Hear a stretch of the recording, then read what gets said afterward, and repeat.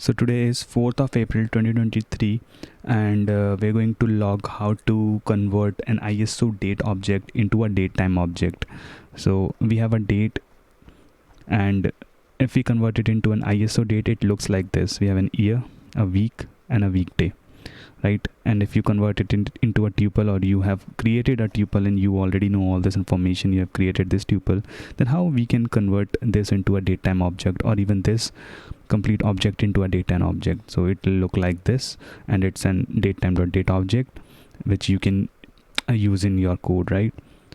So let's see. So we have this ISO format from IsoCalendar, date.isocalendar on today's date, and in order to convert this, we use a function called /FromIsoCalendar. And let's see, you have a tuple, then you can just add a star and it will convert it into a datetime object. And why we are using this star? Because this function accepts year, week, and weekday data, and you already have all the three information lined up in this tuple or tuple. And if you have an object, so you're not converting into a tuple, you have an object, you can just add a star here, and again it will work, and both the thing works. And we have already seen the type is date.datetime. So yeah, that's how we do it.